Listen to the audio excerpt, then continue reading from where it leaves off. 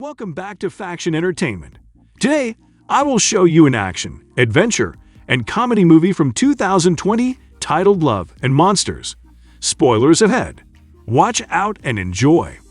After the destruction of an asteroid headed for Earth, the chemical fallout causes all cold-blooded animals, such as frogs and snails, to mutate into large, aggressive monsters. During the evacuation of Fairfield, teenager Joel Dawson gets separated from his girlfriend Amy but promises to find her. He watches his parents die when their car is crushed by one of the monster's legs.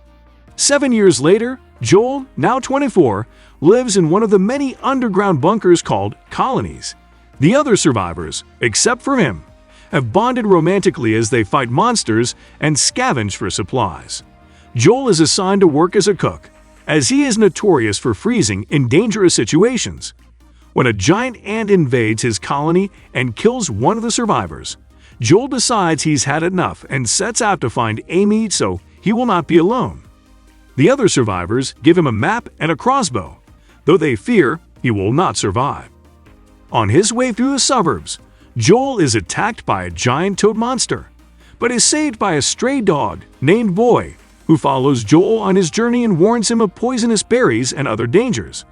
Joel falls into a nest of worm monsters called sand gobblers when two survivors, Clyde Dutton and his adopted daughter Minnow, rescue him.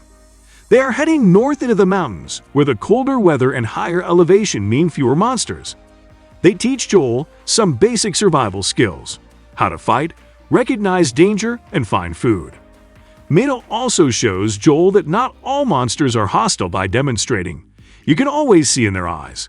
The two invite Joel to stay with them, but Joel insists that he must find Amy. When they part ways, Clyde gifts Joel with a grenade. As Joel continues west, Boy is attacked by a giant centipede monster. Joel freezes, but eventually shoots the monster with his crossbow and kills it, saving Boy. In an abandoned motel, they encounter a damaged robot named MAV-1s. Before their battery dies, MAV-1s powers Joel's radio long enough to briefly contact Amy, where he learns that new survivors have reached their colony and promises to get them to safety. The next day, Joel and Boy are attacked by a queen sand gobbler. They hide, but Boy barks, giving away their position. Joel kills the queen with the grenade, but yells at Boy for putting her in danger, at which point Boy runs away. After swimming through a river, Joel is covered in poisonous leeches and begins hallucinating from their venom. He swallows some leaves as an antidote before being rescued. Joel wakes up and finally sees Amy. She runs a beach colony of elderly survivors who all depend on her. Joel is introduced to the new survivors, led by Cap, a former Royal Australian Navy sailor who has managed to procure an old yacht. As everyone celebrates their impending departure, Amy confesses that she is glad to see Joel, but has no romantic interest in him, as she is still grieving the death of someone close to her. Joel decides to return to his colony and contacts them by radio. He learns that the colony has become unsafe and that they will have to leave soon as well. Cap sends Joel some berries, which he recognizes as poisonous. Realizing Cap not to be trusted, he rushes to warn Amy but is knocked unconscious. Joel, Amy, and the rest of their colony are tied up on the beach. Cap reveals that he and his crew are actually pirates, raiding colonies for food and fuel. He summons a crab monster equipped with a makeshift electric collar to eat the colonists, but Joel and Amy escape their bonds.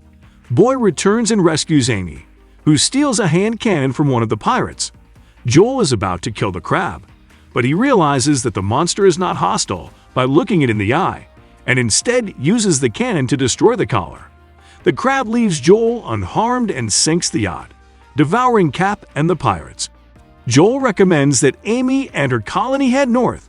They share a romantic kiss goodbye, and Amy promises she will find him.